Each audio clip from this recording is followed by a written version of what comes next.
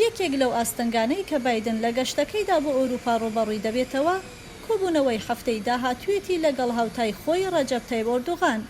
هەندێک لە چاودێرانی سیاسی دەڵێن پەیوەندی نێوان ئەو دوو وڵاتە نزیک بووەتەوە لە خاڵی ڕووخان. هەمیشە کێشە و گرفت هەبووە، ئێوە ناکۆکی و ئاڵۆزیەکان دەزانن، بەڵام ئەوەی ئێمە لە ئێستادا ئەیبینین لەوانەیە بە بارێکدا بشکێتەوە کەواتەیان پەیوەندیەکان چاک دەبێتەوە یان لەوانەیە بە شێوەیەک تێکچێت کە ڕێگای گەڕانەوە نەمێنێت. هۆکارێکی گەرژیەکانی نێوان ئەو دوو وڵاتە دەگەڕێتەوە بۆ دەرکردنی تورکیا لەلایەن ئەمریکاوە لە بەرنامەی فڕۆکەی جەنگی F-35 پاش ئەوەی ئەنکەرە سیستمی موشەکی دژە فڕۆکەی S-400 لە رووسیا کڕی و واشنگتۆن دەڵێت ئەو کڕینە سیستمەکانی بەرگری ناتۆ بنکۆڵ دەکا. پەیوەندی تورکیا لەگەڵ رووسیا یەکێکە لە جیاوازیەکانی نێوان ئەو هاوپەیمانانە. سەرکوتکردنی ناڕازایە ناوخۆیەکان لە تورکیا وای کرد کە بایدن ساڵی ڕابردوو لە کاتی هەڵمەتی هەڵبژاردننی سەرۆکایەتی ئەمریکادا ئۆردوغان بە دیکتاتۆر ناو ببا.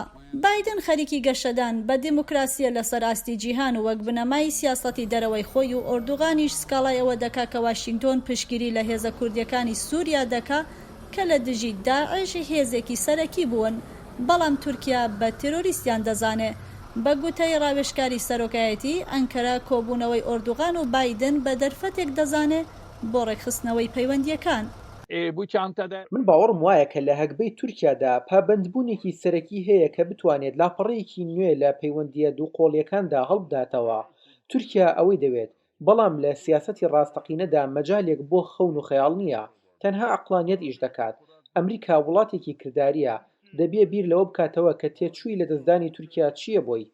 ئۆردوغان لە هەوڵێکدا بۆ نیشاندانی گرنگی تورکیا بۆ ناتۆ ڕایگەیاندووە کە بەم زوانە فڕۆکە جەنگیەکانی تورکیا ڕەوانەی وڵاتانی باڵتیک دەکا بۆ پشتیوانی لە هاوپەیمانانی لە کاتێکدا کە ئەوان ڕوبەڕووی رووسیا دەبنەوە. بەڵام راپۆرتێکی ڕۆیتەرز لە زاری دیپلۆماتەکانەوە دەڵێت کە تورکیا هاوپەیمانانی ناتۆی هانداوە بۆ لاوازکردنی ئیدانەی بلاڕووسیا لەلایەن ناتۆوە بەهۆی ڕێگریکردنی فڕۆکەیەکی مەدەنیەوە کە ئەمەش بە شێوەیەکی گشتی وەک خواستێکی لایەنگری بۆ رووسیا لێکدراوەتەوە.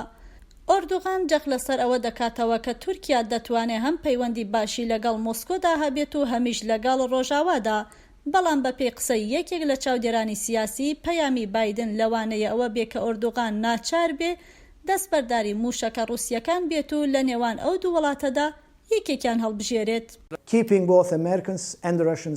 دڵخۆشکردنی هەم ئەمریکا و هەمیش رووسیا کارێکی قورسە، بۆیە ئەردۆغان بەداخەوە بۆ هەڵبژاردننی لایەنێکیان لەژێر فشاردایە. هەڵبژاردەیەکی زۆر قورسە، کاتی ئەوەیە ئەو بڕیارە قورسە بدات. پێم وانییە ئەو بتوانێت بڕیارێکی وەها گرنگ دوا بخات. لەگەڵ هەموو ئەمانەشدا ئۆردوغان و حکوومەتەکەی چەندین جاڕایان گەیاندووە کە موشەکە رووسیەکان لە شوێنی خۆیان دەمێننەوە و ئەوەش وەک بابەتێکی سەروەری نیشتمانی چاو لێ دەکەن.